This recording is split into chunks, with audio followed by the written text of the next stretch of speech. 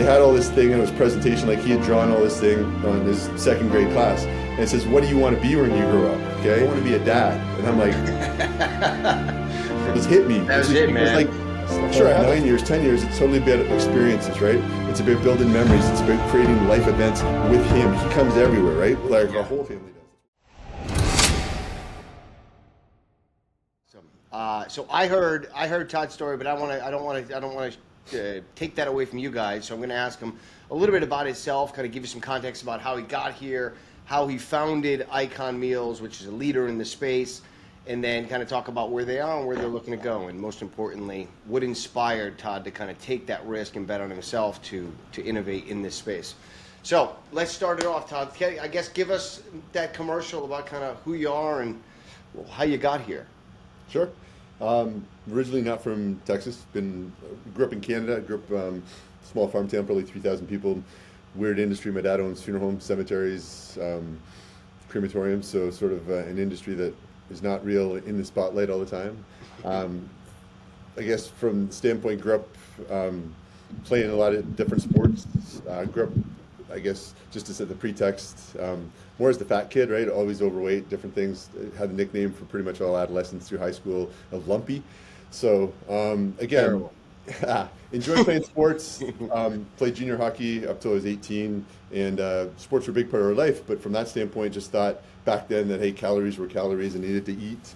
I loved working out, going to the gym, but just I think it was more, hey, to push the weight and stuff. But again, and still go back, eat McDonald's, do all those things that didn't really know anything different to do. And it wasn't really until later into college that I got more into, I'll call it the health transition in regards to bodybuilding and looking at understanding nutrients and macros and proteins and carbs and all that fun stuff. But sort of grew up, again, active kid, love that. From a standpoint of business, let's say, more entrepreneurial, never had what I call a real job. I don't even know if I'm employable.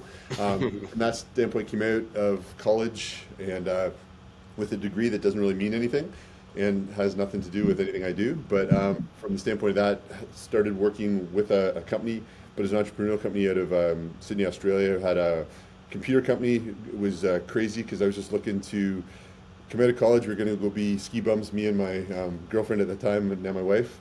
I wanted to hang out in Western Canada for a few months, and I needed to make some money, so I was looking for a job before we went, and applied for a driver position at this sales company. Didn't know much about it. Anyways, long story short, I was in Dominican Republic, I think, and my mom got a call and said, hey, can he sell, and can he show up on Monday with a suit rather than wearing jeans to drive? And I'm like, okay. So anyways, that got me sort of into that area. Built that company up with me and one other guy. It was a 24-year-old guy out of Sydney, Australia. It was crazy. Expansion all over Canada. Grew that to about 110 million in less than 3 years. And it was sort of a whirlwind. It was working for a Chinese billionaire, I'll call it, 34 years old, Johnson Wang, crazy. Ended up down in Texas to look at opening a U.S. operation. And that's where, so we went to New York, Chicago, all these places. That's how I ended up in Texas. From there, that was a whirlwind. Learned a lot of hard lessons. Ended up not working for real good people, so learned another lesson. And that's sort of when I started my own first company. So first company was in the funeral industry. We were the first guys to do funeral home, I'll call it management software. Back then, I don't know, funeral directors, my dad used to drive, 3 hours to go have coffee and stuff to drop off an obituary rather than fax it or email it. Yeah. And so we built probably close to 16,000, 14,000 websites for funeral homes. We were the first guys to do sort of management software, tying it into like the hospitals, healthcare, all that stuff through EDI, death care certificates, etc. Ended up sold that company to a publicly traded consolidator in the space and started another company called Layer Technologies, which was my next sort of big one. Had that for 14 years. Probably a lot of your listeners know who WordPress is. Yeah. We were the first guys to host WordPress. Barry and Matt, good friends of mine. We got into cybersecurity, a lot of different PCI compliance. We worked with Amex and MasterCard, all these different ones. Anyways, so background isn't really in food, right? Or in health. More in application development, software, stuff like that. But so then sold that in 2014 and started Icon Meals. And it's funny because my wife's like, can't you do, just go get a regular job, right? Like do something regular and just the little white picket fence and like steady. 9 to 5. Yeah, because I've had her all over the place. Like she came down for me, Toronto to Montreal. Montreal all of a sudden promised her, hey, Dallas, Texas, when we weren't married. Flew to Dallas, Texas. She's been through lots, right? We've had $1 million homes and then multi-million-dollar homes and then sold everything to start another company. And she's been through that cycle a few times. And it's funny because, I have 24, 20, and 8. And it goes Kids. back to when I started the first company. We were just found out we were pregnant, had no money, had credit card debt, blah, blah, blah, just moved down here. And then fast forward 15 years later, I just sold Layered Technologies in my other company and found out we were pregnant, surprise. God wanted to keep us on our feet, said, hey, we're not done yet. And ultimate blessing. But from that standpoint, full circle, she's like, what? Like it's deja vu over again, right? We're starting again. With New baby, new company. New baby, new company, etc. So, but 𝐖𝐀𝐓𝐇 to me is really, it's more a passion project. Like I said, I grew up being the fat kid, right? Yeah. To me, from a business model standpoint, you always have to have a couple things. My mentor in business always had to have residual revenue, recurring revenue, and that's what my first two companies were: software development, hosting, etc. Money coming in month after month. And food is to me is the same, right? It's that stickiness. It's that people eat, and hopefully people are going to order from us every. I don't know. You go to the grocery store every day, right, or every other day. So from a weekly standpoint, looking at how do you get that, and most of our subscribers are someone who are going to buy either weekly or bi-weekly. So the average customer buys 2 to 3 times a month from 2 to 3 times a month from us. So in that regard, and then the second thing you have to have is a solution to a problem. And the solution to the problem for me looking at starting 𝐖𝐀𝐓𝐇 was really the element of convenience. How do you get healthy, quality food that's not full of, I'll call it crap, right? Like in regards to preservatives, all this other stuff. And that was important to me from a trusted source that gives you more protein. And again, allowing us to be that sort of trusted partner for you. I don't know, you doing your different coaching, right? Your programs, I don't know, busy single mom, busy executives, people traveling on the road. How do you get that healthy nutrition conveniently delivered? And that's sort of what 𝐖𝐀𝐓𝐇 started from. Yep. And when we started it based on like building custom meals. So more, I think people think sort of just fitness for us, right? And again, fitness is a vertical for us, but it's not our biggest by any means. Yeah, because it crosses over industries. Anybody that eats or is somewhat health conscious, you don't need to be in the fitness space. Yeah, so we work with a lot of dietitians that way. Prior to COVID, a lot of our customers were, I'll call it business travelers.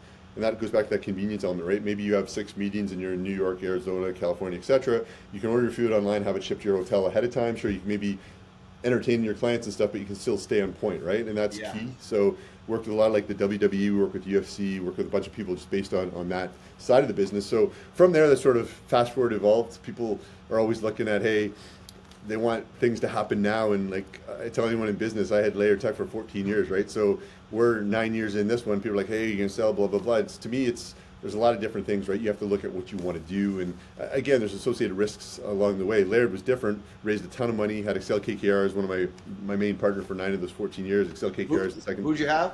𝐬𝐂𝐇. So they're like the second largest, basically private equity company, right, in the world. Yeah. From that standpoint, so we had bought 4 other companies, etc. We sold to, we were supposed to sell to Silver Lake Partners. We ended up selling to DataPipe, who sold to Rackspace, who's still publicly traded today. Out of Miami, So our division's still in there, but it was a great partner, right? You could grow in different things. So 𝐖𝐀𝐓𝐇's been a little bit differently, right? We've funded everything pretty much ourselves to date. So it's, again, you have to look at, there's a lot more associated risk in different things. Yeah. I think from an entrepreneurial standpoint, that's maybe, I know we touched on that last time, but from that standpoint, I think it's helped me get to where I am just based on my definition of what risk is, probably compared to a lot of other people. And even to my wife, right? Like my wife's trusted me along the way, and it's just when people ask me, hey, what do you do, or like how do you get through this, it's whatever it takes. And from that standpoint, risk to me is really, I'm betting on myself, right? If I'm betting on myself, I'm going to get through any situation. Hey, whether that situation is, hey, how do you pay payroll, or this or that over the course of the year. A lot of different things that you have to really look at, and you have to, if I wasn't working on myself all those years, I think then it's a different definition, right? So totally. But we never get, it's like problems never go, we just get better at solving them. Well, yeah, and you also, in life, you're going to, the more value that you can deliver from solving people's problems, right? The bigger the problem, the bigger the value. That's right. And that's, I think, what people don't understand. They want to get paid based on blah, blah, blah, blah, blah. But it's what value can you deliver to the marketplace where you actually get paid for solving a solution, like solving a problem. So the better solution that you can provide, or multiple solutions. And I think that's one thing that a lot of people get stuck in business. It's not just, hey, the first solution, right? Yeah. Your business has to evolve and grow. And if you're not constantly changing, you're dying, because someone's going to outpace you, right? And there's going to be different problems. We see that with AI. We see that with all these other things being introduced. Yep. And if you're not advancing that, and that's, you have to be working on you that way as well, right? So yeah, it's two course. It's, remember, your success is never going to outpace your personal development. So if you aren't developing yourself, you're never going to grow more than the level that you're at today. So 100%. Yeah, like all your experience and my experience relative, it's like, it's their businesses, their personal development journeys disguised as business. 100%. Because you just get up and you figure out how to keep solving problems and moving forward, and that resiliency.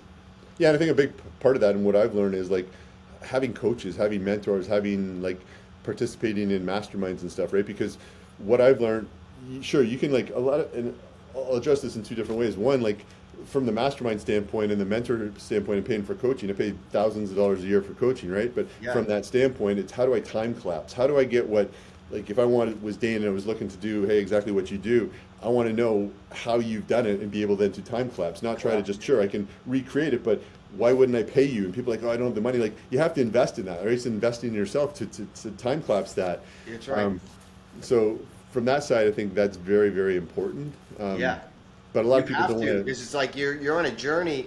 You don't know what the blueprint is. You've got a goal. You have a vision. Most of us don't know how it's going to happen. We just know what we want and we believe it's going to happen, and the how kind of figures itself out. But we do always, we pay for that information to speed it up. And the mindset of you and most successful entrepreneurs is like, you're not spending money, you're investing money. You're buying speed, you know, and you got to go all in on that. Yeah, 100%. You have to do that. And then it's also, I think, like a lot of entrepreneurs start and they don't want to ever bring in talent that sort of, oh, I'm going to pay them more than I'm making, or this or that. Like, you have to surround yourself and you have to build your company, whether you're a solopreneur right now, right? You have to surround yourself with better people that have more experience, more money, more life skills, more like, and complement the skills that you have and fill that void. Because again, if you're going to build, like a lot of it I see as ego in a lot of people, and they have to sort of humble themselves, I think. 100%, man. And then allow themselves to have those other people. The people that are going to build your business, it's not you building the business. So that's one thing that I think a lot of people have to outgrow, and that's maturing, I think, a lot in how they've looked at different things. Yeah. So when you go through 14 years of a company, you realize that, right? Like, I'm sure Todd at the end of 14 years was different than Todd the first 100%. Yeah, a lot of life lessons, a lot of evolving, costly learning, and a lot of evolving. You're 100% right, but evolving to me is on a daily basis, right? Yeah. And I think like the other big thing that I think holds back a lot of the entrepreneurs and a lot of people that I've worked with is they're always like, I'll give you an example. When I had the funeral company, we were building this application for this big floral marketplace. And he was like, oh, it's like he's got probably $1 million in it this time. He's invested $500,000 more for us to develop more and more and more. And there's to launch, but it was never perfect for him, right? And I think so many people are like, I'm going to spend this money when this is right, or when this is right, or I'll do this when X. But perfect. I say, yeah, like better, like there's no perfection's a myth, okay? Like the only perfect person I say is Jesus, right? And from that standpoint, you got to work on being better every day, okay? That's right. And from that standpoint, if I can be better in 1%, like in my family life, in my business, right, in my health, and doing all these different things, that adds up sequentially over time. But the chasing of the perfection to do X, Y, Z in your business, really to me is it's an excuse. Yeah. And I try to tell people, hey, you got to live an excuseless life. I don't even know if that's a word, but from that standpoint, it's when I see people doing that, it's more procrastination coming in. And yeah, that's what I was going to say. Yeah, it gives them procrastination. Yeah, and it gives them a feeling of, okay, hey, this is like the norm or whatever. Hey, it's that victim mentality almost. And I see so many people putting those own roadblocks up from themselves, and then they're running into those roadblocks. Rather than, as an entrepreneur, you need to learn to put a ladder over the wall and not just run into that wall, right? So and it just takes experience. You got to get the reps in. 100%. And if you can't believe in yourself, it goes back to the mentor or the mastermind, right? You have to find someone else who believes in you more until you have that confidence and belief in yourself. That's right. To continue moving forward. And I think so many people, like even in my organization today, a lot of people are like, hey, I want to go and I want to do this. And I'm like, I'm always for, Dane, like promoting people and allowing people to go do their own thing, right? I want to support them. So we have like library here, books and different things. They can all grow, pay for courses, etc. But from that standpoint, I see so many people like come back and they're like, oh, I want to do this and I want this raise based on, well, great. If you want to start your own business, go take those steps and do it. But I think so many people, like, I don't think everyone's, I'll call it, cut out for it. cut out for entrepreneurism. I mean, there's nothing wrong. Like, entrepreneurship is great. Like, you can be an entrepreneur, right, in a huge company, making Yeah. 300, 500,000, 600 grand, whatever. Again, it goes back to what we talked about at the start. How do you deliver value? How do you solve problems inside that organization if you're not an entrepreneur, right? And you're going to get paid for that skill set. So it doesn't matter whether you're an entrepreneur or an entrepreneur. Entrepreneur is probably harder because you go home and those problems don't just leave you, right? They constantly follow you and they grow on your shoulders. Yeah. It's how you, again, define risk, how you do all these things. Entrepreneurs, you can leave at the end of the day and you're going to come back to those same problems the next day. But again, you can only provide as much value as you've worked on yourself. So yeah. I mean, if you're an attorney or you're a doctor, it's very linear, right? You go, you get the skills, you achieve it, you put it in a bag, and then now you start earning, right? Yep. So they don't really grow as much. They kind of have accumulated it, and now that information is there, and they're going to get paid for their time. Yep. For an entrepreneur, it's like if you're not reinventing yourself and beating the guy you were the day before, it's just a matter of time before your luck 100%. runs out, or your luck runs out. Yep. And I was telling my wife that, like, going from recruiting 15 years and like getting it to where it was just mastery for me, to then having to come to this place and know, okay, I've got to now do all these little, and I recognize, like, it's like a video game. Like, I got to keep acquiring these micro skills, and each skill is allowing me to deliver more and more value to the marketplace.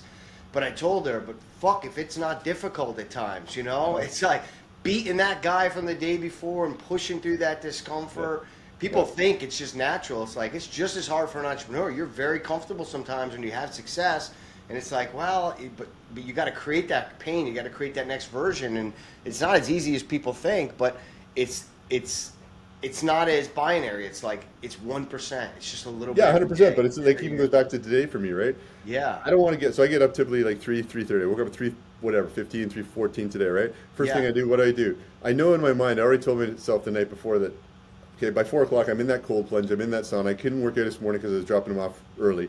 But I did not want to do the effing cold plunge. I don't want to hop in something that's 38 degrees at 4 o'clock in the morning, okay? But for me, I had to do that this morning, right? Yeah. And after I did that, then it's a different plateau. But I'm doing 5 things to procrastinate before I hop in a damn little cold tub, right? But people don't see that all behind. But that's me setting myself up so I can deliver value today. Because if not, I don't know, more hyper, I'm more this, I'm more that, right? Anxious. And I have to level myself down, and I have to address what hampers me. So to me, that's one thing knocked down. That's probably my hardest thing. Like, I can go lift cinder blocks, whatever, but to climb in this stupid thing for 3 minutes, okay, or 4 minutes, it's just, and it's funny to me because I've been doing it for 4 years now or whatever, right? But it's still the same crap. But people don't see that on the back end and stuff. And I don't just mean cold plunge, but I mean doing those hard things that no one sees, right? Because they build you up to be a certain level. And like for me, it's I have to every day. I have to have my reading. I have to have my journaling. I have to do like what I do to set up my steps for me. Yeah. And some people are like, oh, routine this, routine that.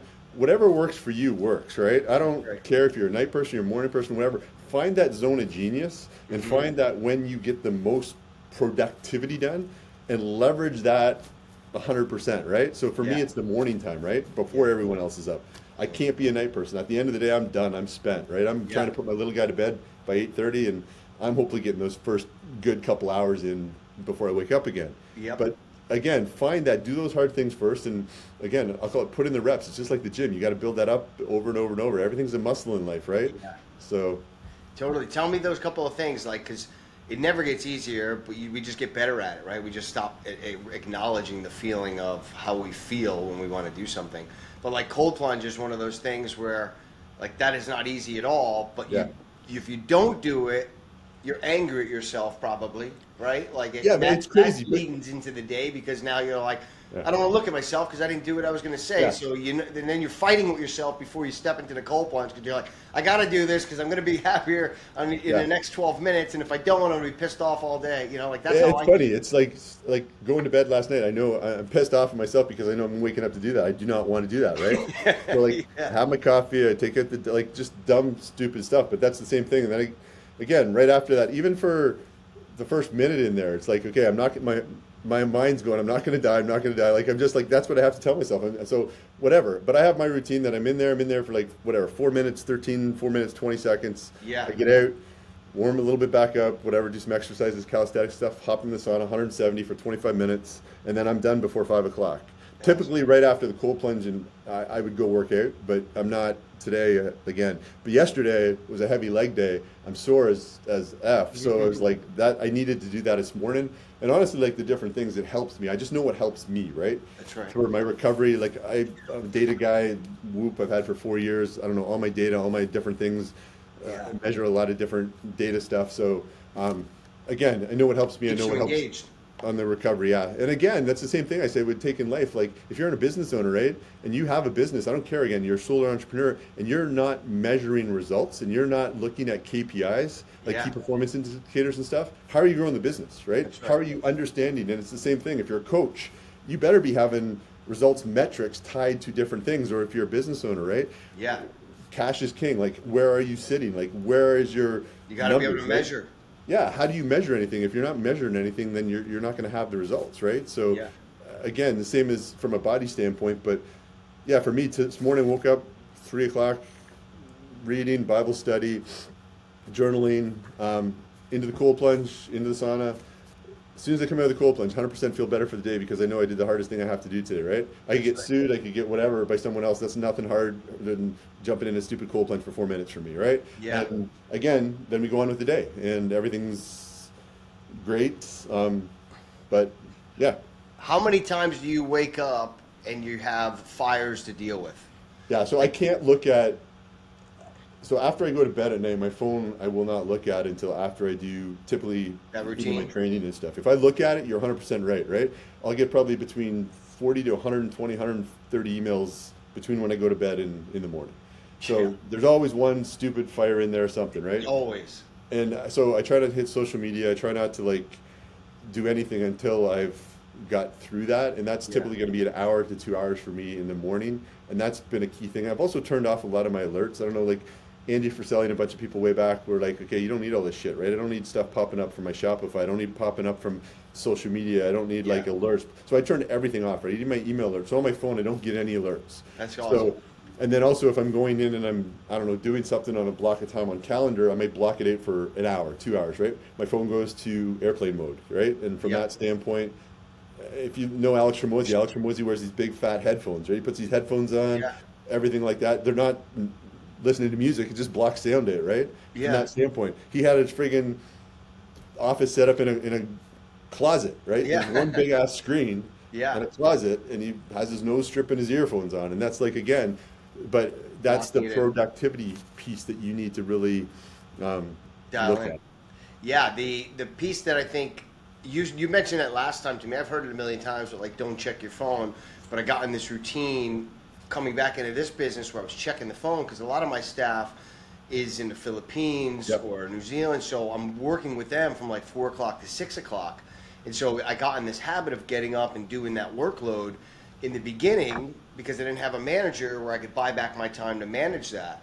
And boy, man, I just tell you, like a couple of months ago, I just recognized like I'm waking up angrier and angrier, you know, and I'm having to do more and more work to get to this place. And then I recognize it's because I'm waking up not even prepared to deal with the fires. You know, website down, this isn't working. All the things that happen that you're just like, I wasn't expecting this. But I found that now I do that. I have a Bible, so I get up, I put the music on. Like this morning I woke up, I had pings, I saw an immediate fire, and I was like, no, I'm not going to go there. Like, I'll deal with that in about 90 minutes. And I went through my prayer, I went through my music, I went through my protocol, my morning routine, my shower, my breakfast, and then I was ready. And I found like, wow, I just saved myself from possibly losing the whole day emotionally, you know, from just making sure I was in the right mindset.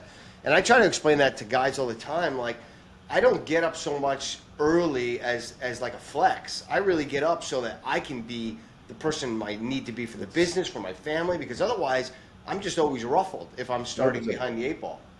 Yeah, it's for me, like people say, oh, it's selfish. I say, it's not selfish. Like for me, if I don't do what I need to do in the morning, then I can't deliver. Like I told you, be the best version of me, show up for my kids, show up for my wife, show up for my employees, right? Yeah. And then again, going back to the problems things, one thing I learned over the years is that problem, that fire, right? Is that fire really going to impact me 5 seconds from now, 5 minutes from now, 5 weeks from now, right? And it really has to put it in context, because everything used to trigger me before, right? Yeah. You'd be like, "Wah," and you react. And it's really like I've learned to try to not react, be more proactively doing things so that I'm less reactive. Yeah. And I think that's just a maturing thing a lot of the time. It is. But again, that's Takes been a practice. big portion for me. And then also, like, I think as I've grown over the years in my faith and different things, that's helped me a lot as well, right? In regards to looking at the whole larger situation, and I think really being grateful for what I have been blessed with in life. Yeah. And again, even the challenges and stuff, and I've learned a lot, like, hey, it's not, I can do whatever I want to do and have all these plans, but it's ultimately not my plan, right? It's God's plan. And That's right. His timing's not always the timing that I want, but it also then makes me realize that, like, much bigger portion doing than work. just me. Correct. Yeah. Yeah. That, Yeah. and that's the framework. It's like, there's work being done right now. I don't see it. I feel it, but like something is being generated. You have to have that belief, I think, that keeps you going. Yeah. Seth Feroce had a saying. He's like, talked about the attitude of gratitude, like in starting and kicking yourself's ass to start the day. Because if you don't, somebody's going to kick your ass for you. 100%. Yeah. Yeah, It's like Mother Teresa says, right? Like you are holding the pen to write your life, and like if you're not writing those chapters, someone else is going to write them for you, right? Yeah. So you want to be holding that pen to write each chapter in your book. When you wake up every day, it's a new chapter, right? Like That's you need 100%. to be. So whatever you're putting on those pages is what's leading. And also you got to look at what you're speaking out. I think I catch myself, and I have my wife catch myself, because there's some days that I'm just negative, right? I'm like so negative, okay? Same. And from that standpoint, it's what comes out of your mouth is like words and thoughts are things. Powerful. And you got to be aware of that, because if you're not, then you put yourself in this spiral, and Yeah. it's sometimes hard to get out of. So. We and my wife were just having this talk about that, because we had a couple of different issues happen with just life happening, and I was like, these things are spiraling, and I found myself talking about this bad incident and that bad incident, and then I'm like, she's like, the more you're speaking of this, the more we're going to have that next one. Yep. And then you don't want to hear that, because you're like, no, I'm just explaining, I'm not complaining. But really, it is. It's lower level vibration, and you just got to kind of separate it. Like Seth reframed it. His point of that statement was, he said, I don't got problems, dude. I got work to do. And that was like, yeah, that's right. Like, problems are just an opportunity for work for you to go out there and get better. Yep. And you going, like, one of the things that I want to touch upon is like the 3 companies, right? Like the entrepreneurial itch, like your wife goes through it, my wife goes through it, my kids go through it. It's a different journey, right? And so our job is to show up the best for them and always be at a high level vibration and positive, but we get our asses kicked on a daily basis.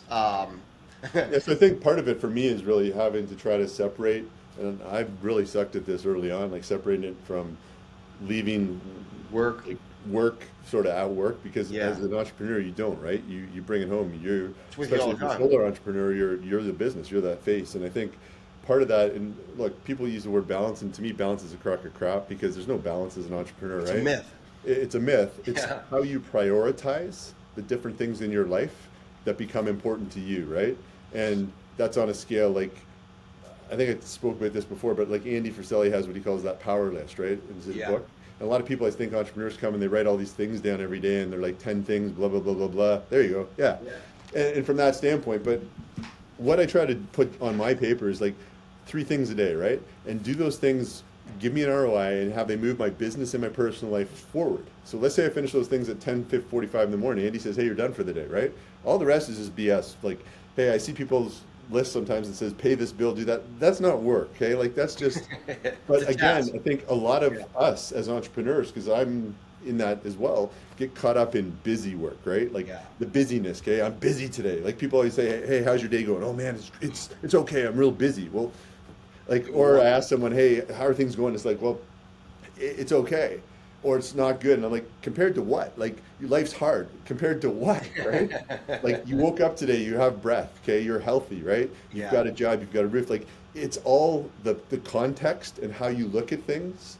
But again, again, if we're not working on ourselves, if I'm not doing that cool plunge, right? If I hadn't done the cool plunge, You can't okay, change the lens at which you see things. 100%. It's Yeah. all the lens, right? Like of how you look at life, how you look at business, how you look at problems and digest. But it all goes back to in that funnel, I'll call it, like what are we putting in there? The masterminds, the mentors, the calls, right? If we're not putting those other pretexts in there, that devil, like lots of people, Ryan Stewman, hardcore coolers, he calls it like the force of average. There's always the force of average, right? You might have Force this big of win. average?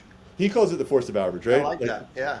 Whatever, if you want to say the devil, whatever it is, okay? But Yeah. he's always coming at you, right? And that Oh. force of average, even when you're at the peak, okay? Yeah.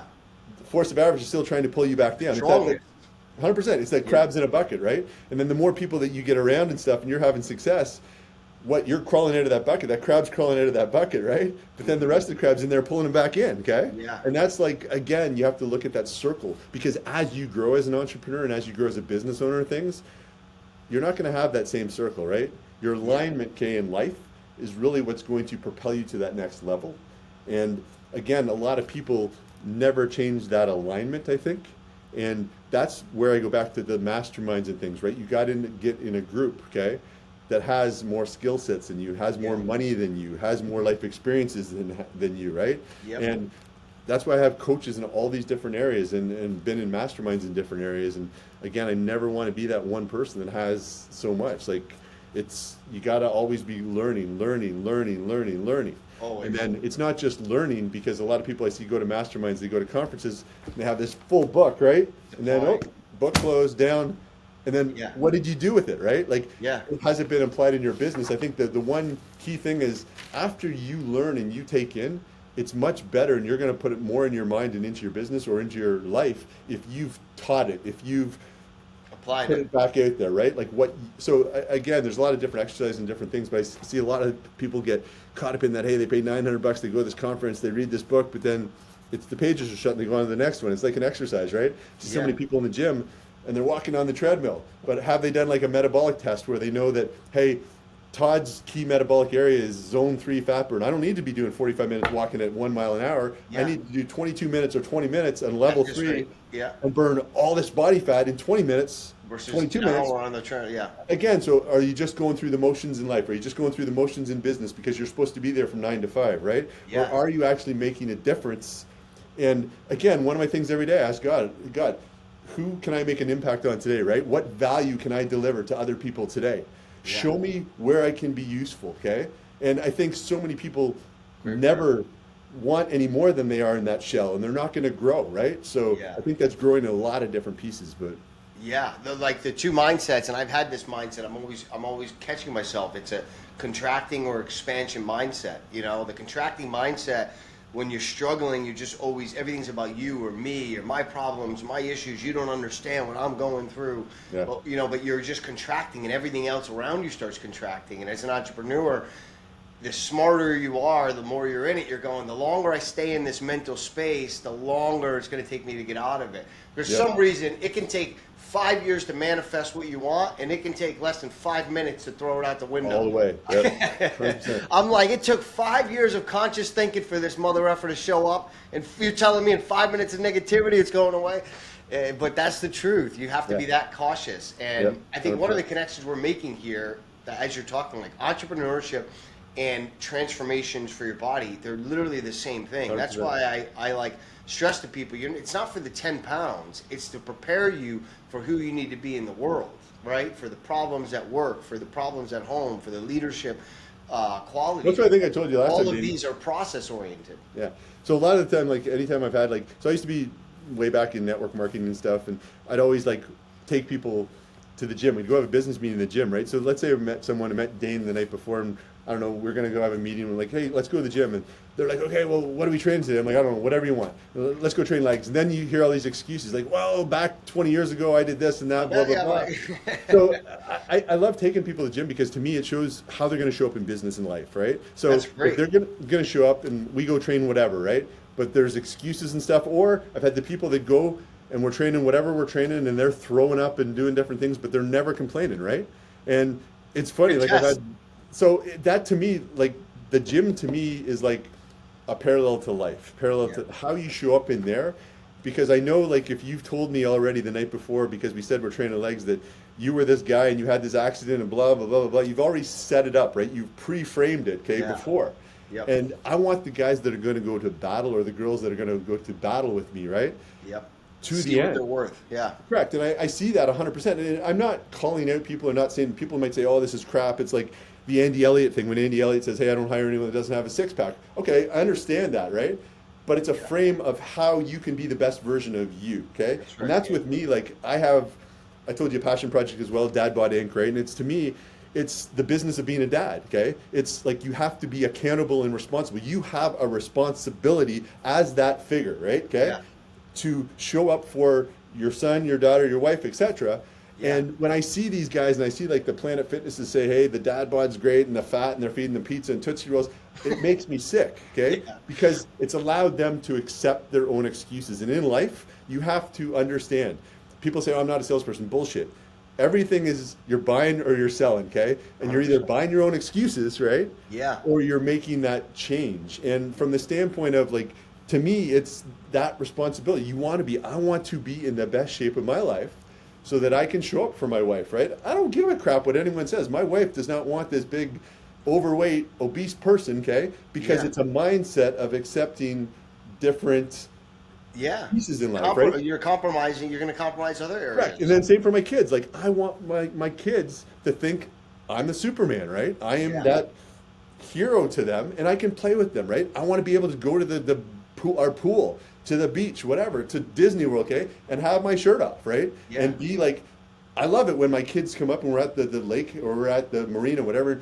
His like little friends, hey, your dad's got a six-pack, and I'm like, that's great, right? I want them that, and then like I see my little guy flexing in different things, but to me, to have someone come in, I want to help them, and I've tried to help so many people where it's almost been detrimental in some points where I can't cut my head off my body and put it on them, right? And it's like even to my brother, let's say. My brother's like 300 pounds. He's got twins. He's got another kid. And I'm like, he used to be 180 pounds ripped, MMA fighter.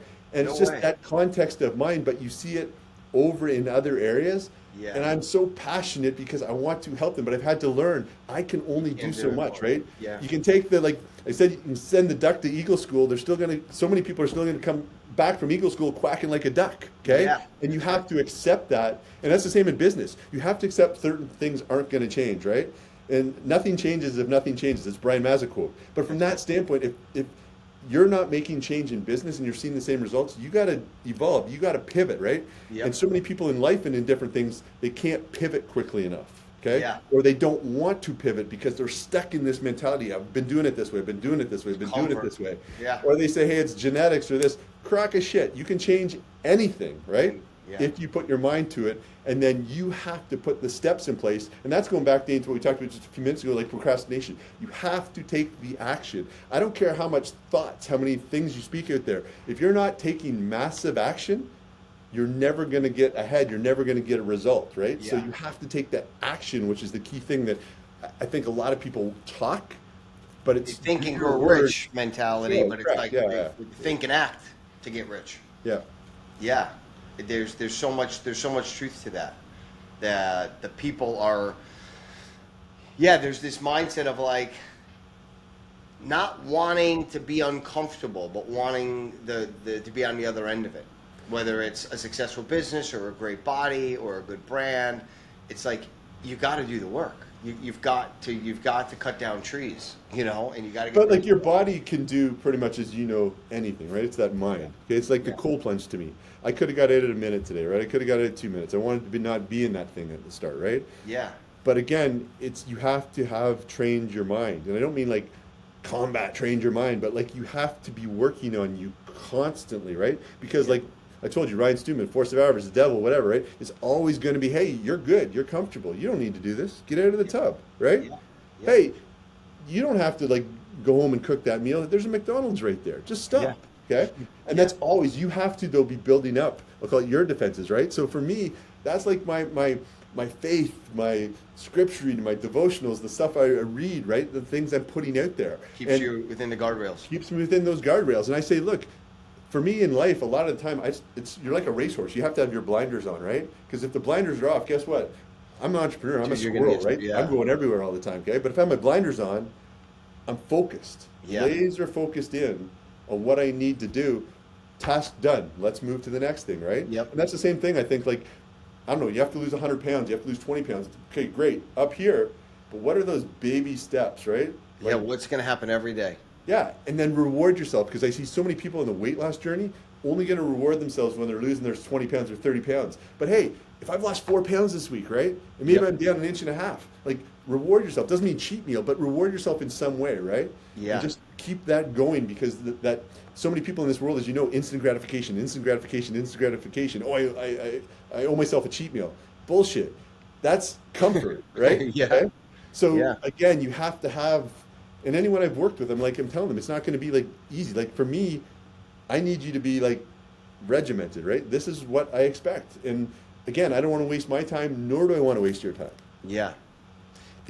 When I became, when I got into the health journey, for me, like being a dad became complicated, I think, because I had these businesses and then I had these kids and then I had my wife, and all the relationships were changing in the house because these kids were here and I had less time with my wife, and then we don't drink like we used to on the weekend. So there's like this weird period for dads where you're kind of like maybe feeling isolated and alone, and that's where a lot of us turn to food or alcohol or sports, and because we're kind of like, well, she's got the kids and she's got some extra weight, and so I'm going to eat this, and it's just like this bad environment where somebody's got to take the lead there, right?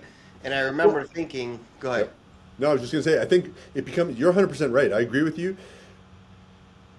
Some people aren't going to like what I say here, but like from the standpoint of like, I think it's much easier when you have a supportive spouse or supportive other, right? Because for me, that was easy because our lifestyle has always been, sure, there's been alcohol and stuff. I haven't drank since 2012, okay? So it's been... Well, it's 12 years. 14 years, whatever, almost, okay? And that was the day I still remember where I was, Breckenridge, Colorado, sitting in a hot tub, New Year's Eve. I said, hey, I'm going to do a men's physique show. And my wife's like, and everyone's like, we're drinking, we're sitting in this hot tub, and everyone's like, ah. That was the last time I drank, okay? And that's when sort of fitness for me really like got my pro card the next year, etc. But that's not what I'm going to say. So from the standpoint, like, I see, like, I'm not a big sports guy, right? So I played sports. I don't like watching sports. Like, I'll watch hockey, I'll watch whatever. But to me, and this is where some of the guys are going to not like what I say, but like, I see so many guys going in there spending $300 on this jersey, right? It says X person's name on the back and stuff. And I'm like, I don't understand that because they're not showing up in life. So the people I'm going to reference, right? My friends, okay? Overweight, drink, don't necessarily put all the attention in different things they need, but they're going to watch this sport that they're paying $1,200 for, okay, or $50,000 for season tickets. They have this jersey and they get so excited on Sunday because they're going to watch this football game and it says someone else's name. Where's your jersey? Yeah. Why isn't your own name on your jersey, right? Yeah. If you were where you want to be 100% in life, in your, like, I don't know, Fitness, family life, okay, mental, in your fitness, in your marriage. finances, in your faith, all that stuff, Yeah. all the more power to you, okay? Yeah. Go buy the damn team, right? Yep. But from the standpoint of putting someone else's jersey on and getting excited, and then they're standing up and like, I see them like, oh, they should have done that, they should have done that. What the heck? Like, to me, you're not in the game. If you're not in the game, okay, probably in your life and in your business, you're on the sidelines as well, right? Yeah. But it's like almost mythical, and to me, it's that where you said it's that comfort feeling. They're in this land, right? Like it's almost like they took their mushrooms, okay, and they're on this little trip. But they can enjoy not having the uncomfortness of dealing with the situations that they have to deal with. Yep. And that doesn't necessarily even have to involve alcohol, but that's, to me, I've never understood. And anytime I say that, they're like, oh, come on, blah, blah, blah. Or like fantasy football, whatever. I don't care, okay? But from that standpoint, it's mythical to me. It's like, you have a life, right? Like, are you where you want to be in life? Most of them are. And most of them aren't. They're getting caught up in that. But they don't want to hear and they don't want to address the things that need to be addressed. But they're going to criticize whatever, number 33, okay, because he didn't make this play and didn't show up. It blows my mind, Dave. Yeah, And I know. And that's the bulk of men. And then their kids look up to, sports players instead of them. Correct. And now you're depending on, you're some sports player to be an idol, and is he going to walk the line the way he needs to walk the line? Yeah, and the other thing I see is so many dads, like, I'll go to football or go to hockey, right? And I see all these overweight dads and different things, okay? And they're the hardest ones criticizing the crap out of their kids on the field. Yes. And it's like, okay, right? This is what I used to do in high school. Dude, you're 300 pounds right now, right? That's right. You can't even run from one end of the field to the other end. Yeah. But to me, that's not accountability. That's not responsibility. That's not how I want to show up in life for my kid, right? That's right. Yeah. So There's so much to that. Like I recognize that I was becoming that person before I started to transform. It was like catching these patterns in myself where I was holding a standard to my son at 5 years old, and it was like, you're not even holding that standard to yourself. What do you? How are you going to be able to carry this out in 5 years? He's going to catch on that you're a fraud. And you know this, like 100%. Your kids see and watch and internalize everything you do. So the number one thing I think, and probably the last 5 years, 10 years, best thing for me, I went to his little graduation 2 weeks ago, right? Yeah. And they had all this thing, and it was presentation, like he had drawn all this thing on his second grade class. And it says, what do you want to be when you grow up, okay? And like all these people had veterinarian, a firefighter, and blah, blah, blah. And it came to Ryder, and he stands up, and it says on his thing, I want to be a dad. And I'm like, just like, and like that was hit me. That was it, man. Like, sure, I have that 24-year-old and I have that 20-year-old, and there's nothing I regret, but there's a lot of things I didn't do, right? Because back then, a lot of things to me were a bit material. Oh, I need to make more money because it justifies me being able to take care of them, right? Yeah. And that means, hey, I'm not home 16 hours a day, or I'm working on weekends, or I'm doing this. Since I've had him, in that last, I'll call it 9 years, 10 years, it's totally about experiences, right? It's about building memories. It's about creating life events with him. He comes everywhere, right? Like our whole family does. That's where we bought the lake house. I can have my kids and 20 people in this lake house, right, or whatever, and just build these memories and create these things. Yeah. And that's so important. So when you talk about like being better, right? Again, there's so many different ways. It's not only also my kids. Like for me, my body is my temple. God gave me this thing to live in, right? Yeah, that's how I And if I'm not friggin' showing up as the best and working on being the best, to honor him as well, I'm like, what are you doing? I know. It's and then they're like chronic disease and all this stuff. I can get into all this because it bugs the crap out of me. Yeah. And it's not bugging the crap out of me because someone's a certain size, but it's to me not taking care of what has been given to them and they've been blessed with, right? Yeah. And then outwardly showing up in different areas of their life that are important or should be important to them to carry that on. That's just not responsible. That's like going on a drinking binge and not caring who's in front of you, whatever. Yeah, so, or who's waiting for you at home, or all of that. Yeah, there's so much truth to that, man. And these kids, like today's, like they need the guidance. They need that. And I realized, like my son, my oldest son, my youngest son, he's a sponge. Anything I tell him, he's so coachable.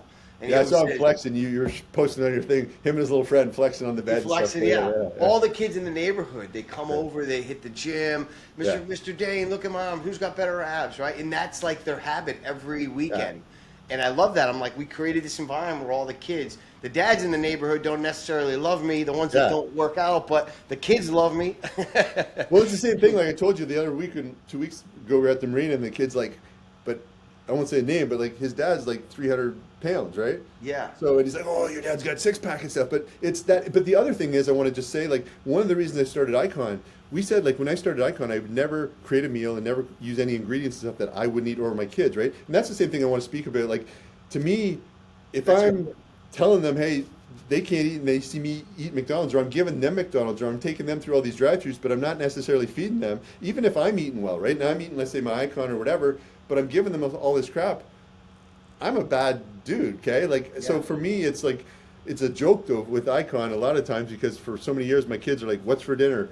And then I'm like, 𝐬𝐃𝐄𝐑, they're like, 𝐬𝐃𝐃 meals, we've had 𝐬𝐃𝐃 meals Monday, Tuesday, Wednesday. But again, they've got their favorites and different things, right? But from that standpoint, it doesn't have to be 𝐬𝐃𝐃, it has to be something. But are you setting them up to be healthy? Are you building those habits in them? My little guy, he jokes around, like he's been to McDonald's once in his life, and that's because my wife wanted an ice cream cone or whatever, right? He's got like French fries, but he knows, he thinks like McDonald's is bad. He doesn't necessarily know 100% why, but like he just knows like that's the place we don't go, right? Like there's a lot of different things. He doesn't drink soda. I don't know. He doesn't like soda. Great. Doesn't like necessarily like juice. He drinks water. So all these kids, when we go out to, like, they're like, hey, Sprite, Dr. Pepper. He's like, water. That's awesome. And it's but again, they're watching It's caught. They're watching what you do, right? And how you set up. Yeah. Like the vitamins, different protocols, like working out, like even the cold plunge. He loves jumping the cold plunge, but he'll like stand up to his knees and like, okay, get the timer on. It's, but he's seen you. He doesn't know why necessarily you need to be doing that, but he's seen it done, right? Yeah. Or he'll come in the garage and like, he loves his taekwondo and karate, but he'll hit the heavy bag and like, or hop on the rower when you're doing something, and he'll be like, no, don't video me, or he'll be like, video me now, blah blah blah. It's like, Yeah. so they see everything. Everything, and that's where, like, I was going to explain to my oldest son. I tried to teach him everything because I love teaching, right? I try to explain to him, like, listen, Daddy's here to teach you things. I've had a lot of failures. Those failures gave me information. I'm here to give that to. He just turns off. My youngest son, he's like, yeah, all right. He like fucking gets a notepad and starts writing shit down. But the oldest one, he turns off. And so I was like, I struggled I'm like, I can't get to him. It's not teachable. And I'm so the opposite. I'm like, I would have loved somebody like this in my life, my wife. And then when I started just doing things, it was like magic. I didn't have to use words. He would follow me. And he would, hey, can I try the chicken with the rice?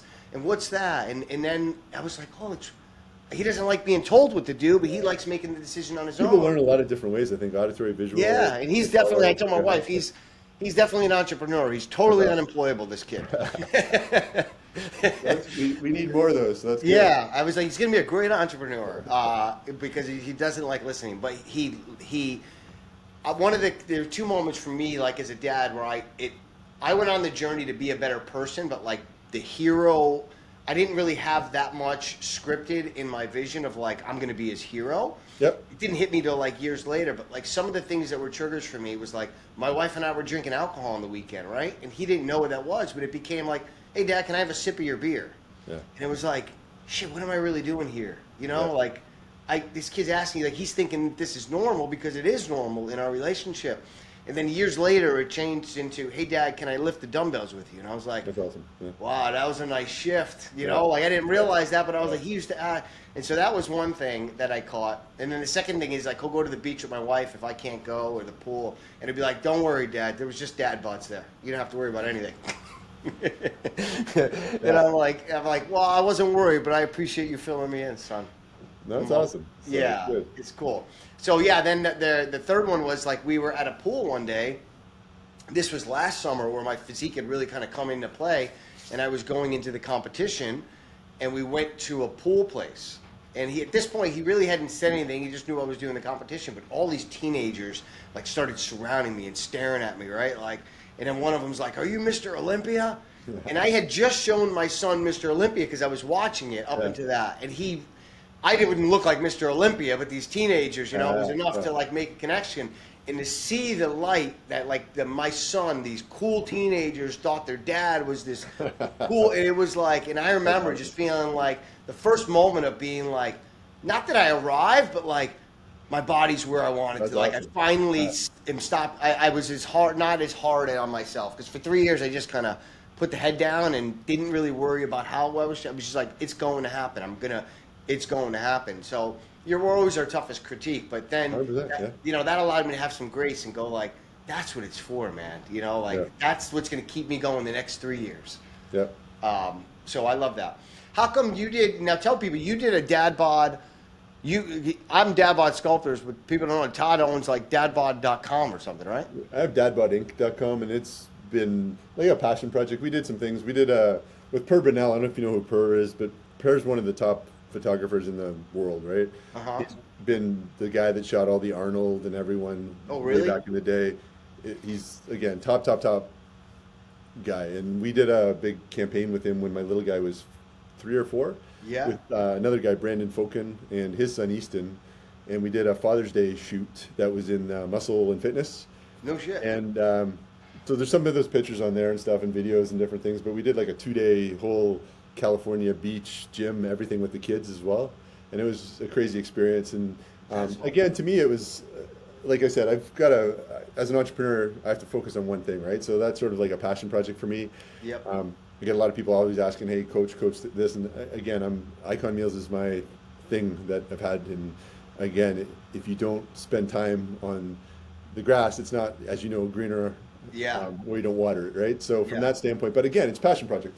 But that was fun. We did some things with Old Twin Lab and stuff. So that was sort of where that started from. But also, it just, again, it's sort of a place where I was interviewing some different people started, because a lot of people in like business and stuff, they're always interviewed for their entrepreneurial skills and this and that, right? But it's really, to me, it's like, who are they under the hood? Like, who are they behind the scenes, right?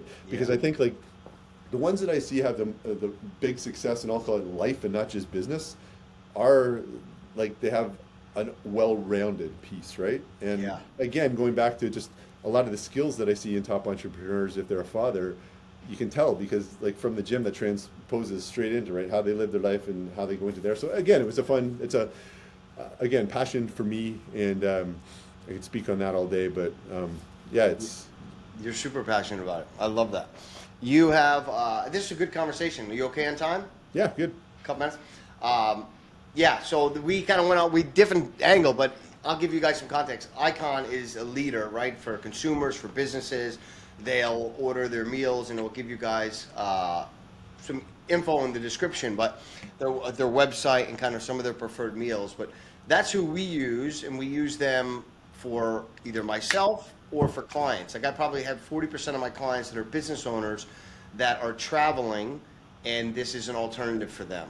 And secondly, the other one is they're teachers and they can't be preparing, so they're buying this and they're bringing it with them. And I think that that's a major problem that I think you are solving really well, and you're doing it with the right type of food, the right type of ingredients. And I think that that's the differentiator that I've recognized working with you, and that the market has recognized you for. Yeah, we work with a lot of, like, again, a lot of the top Mr. Olympian guys in fitness. We also do all the food for UFC. So Yeah.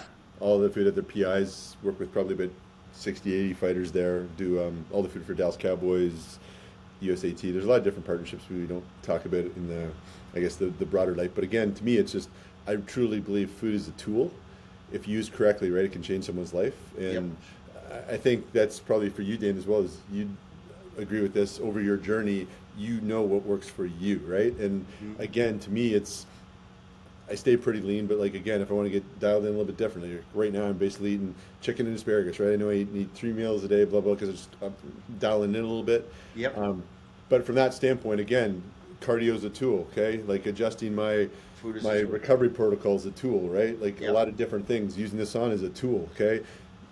The one thing that you probably preach to your people or talk to your people a bit as well is like a lot of people come and they say, hey, what diet works for me? And I'm like, one, it's the diet that you can stay on, but two, it's before you even go on a diet, right? Do you know what's going on under the hood? And when I say under the hood, have you got your blood panels done? Have you got your labs done, right? Yeah. We work with the same company, American stuff. You're American too, yeah?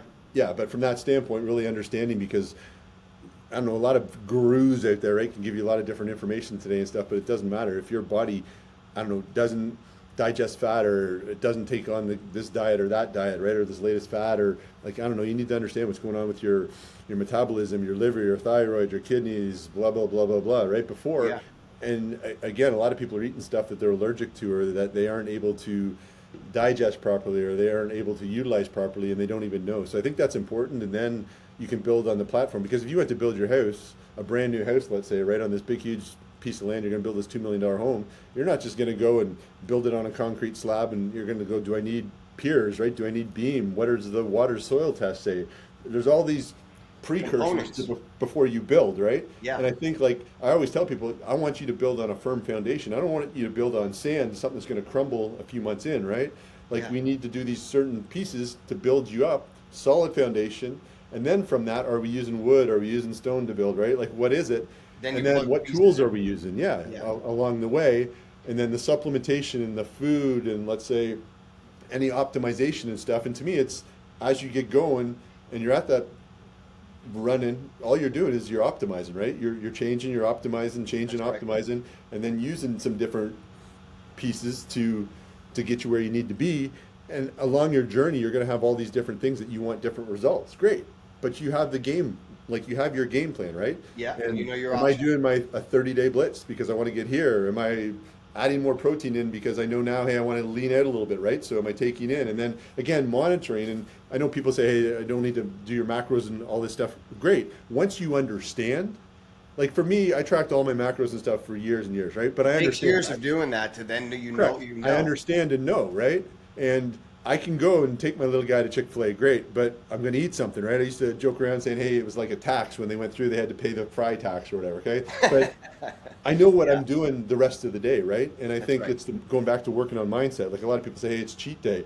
No, cheat meal. So I used to Yes. do like Just a did meal, video on that. 7 to 8, but then I have another meal, right? And that's it. But so many people go cheat day and then their whole diet for X amount is blown, right? Yeah. And that's the same thing, and I see a lot of people do that in business. They let themselves slip and they say, hey, we're just going to have this little blah, blah, blah. Yeah, And it's a then compromise. it's compromised, and Yeah. then you got to totally backtrack to get back to even here before you can go here. So Yeah.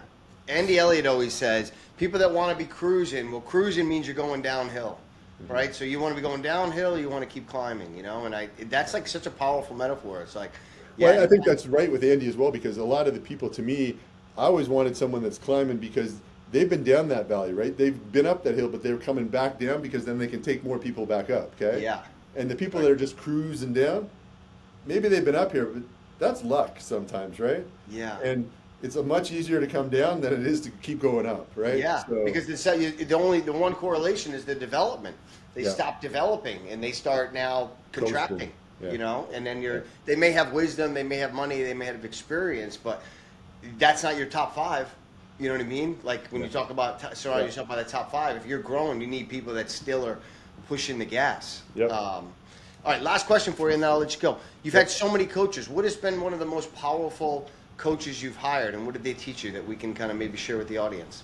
Sure. I think probably one that I've used for a long time is a guy by the name of John 𝐬𝐓𝐇𝐄𝐑. And I mentioned him last time. Yeah. 𝐬𝐬𝐇𝐄𝐑's probably the biggest guy in the real estate industry, I guess, originally, right? He came from the real estate industry. But he's also partners with Dean Grazioso right now. So they Really? do a lot with like Tony Robbins and Dean. And I used John for years and years. And he's, again, my calls with him were at 4 a.m. in the morning, 3:30, 4 a.m. in the morning, right? And people are like, holy shit, like, why you get up? Like, Was that his time as well? he was on Pacific, so it was 4 a.m. Okay. It was 2 a.m. for him. And, Damn. yeah, it's crazy, and I won't tell you what he charges, but like it's not not cheap, right? So from Yeah. that standpoint, though, I used him because to hold me accountable, both in my personal life and my business. I met him actually way back. We were doing a physique show back Pittsburgh Masters way back, Wow. and that's how I got introduced to him originally. And but he does a lot with fitness and different things. But from that standpoint, to hold me accountable in my business, right, and my metrics and KPIs and different shit, and told me lots of stuff that, again, that I didn't want to hear, right? Yeah. But that's sort of my reality check. It's like my cold plunge. Showing Yeah. up for him, I didn't want to do sometimes, right? Temperature check. But yeah, and again, for me, it's the biggest thing is that time collapsing, right? And I think the biggest thing I probably learned from him, as well as Dan Fleischman, is really about my network. And I've worked hard for 20 plus years on building my network. And I don't mean necessarily just like, so for me, it's I always try to challenge myself on a weekly basis and a monthly basis to be networked in, right? Or to be introduced into people that are in a place that I want to be or somewhere else, right? Oh, that's and I nice. keep expanding that network. And I Yeah. always going into like new introductions and stuff, going in what value can I deliver, but not never expecting anything back, right? And from that standpoint, it's been my network that has allowed me in business and in life to get into a lot of different, I'll call it alignments. Yeah. And alignments in life, I think, is where I've grown, and that's probably been one of the biggest things. And just So being able finding to, these strategic partners or people that are maybe a north for you or 100%. soldier in a different vertical where you can learn from, and just finding a way to kind of network and bring value to their life. Yeah, and then with John, it's just been about personal development and growing in there and sort of continuing that. Sort of, I guess, a big person for me on my faith journey has really been Heath Evans. And he's a good friend. Used to play for the Saints. Used to play for a bunch of different NFL teams. Yeah. He's got a group called Built Ready Men, and just had a lot of different experiences working. Got a mastermind? Yeah, and more on a personal level and stuff as well. So we're good friends, but he's also helped me a lot in just different areas and expand, especially in my faith area, and which has helped me a lot overall in life, going through some challenging situations and stuff, which we won't get into here, but some things that really helped me a lot. So faith and mindset.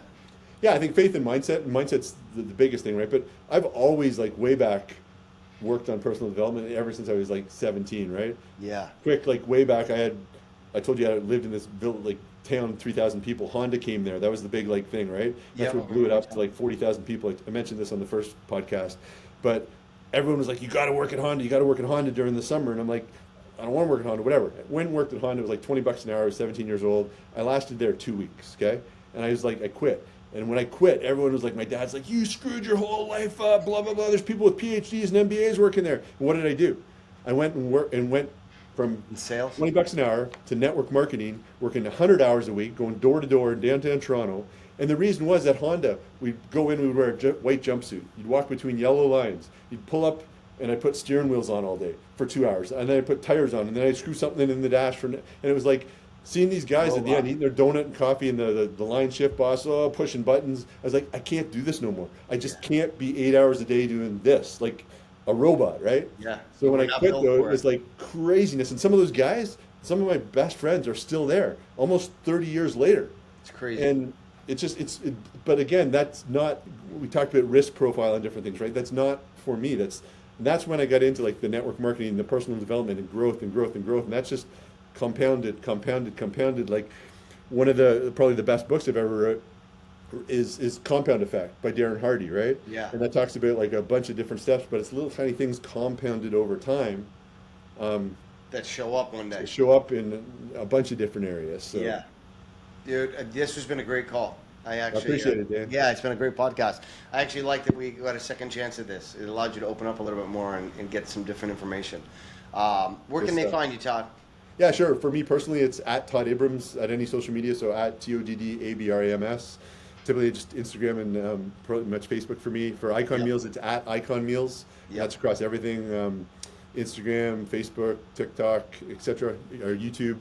And if you guys like food porn, whatever, go to Icon Meals or follow us at least on Instagram. There's a lot of free giveaways, a lot of different partnerships we do, but happy to get you guys connected, whatever you need. And I think Dana has a I've got a link for you guys. I'll give you guys a link in the description. If you don't know Icon, you've been hiding under a rock, because every influencer out there is connected to Todd. There isn't somebody I've come across that isn't connected to you. So he 100% practices that network marketing. Everybody, I'm like, this guy knows Todd. Todd knows everybody. It's always like one person. I'm like, who's the one person? It's Todd. So I was like, you've been working, man. Yeah, I love this call, and you're just a great guy, man. So I'm glad that we got to do this again. Thank you. I love it. Love what you're doing, and appreciate the time, Dan. It was great talking to you today. You got it, man. So this will be up here in the next couple of days, and then I'm gonna get you some clips, and you can share them. But we're gonna share them for you. Thanks, Todd. All right, man. Cheers. Bye bye.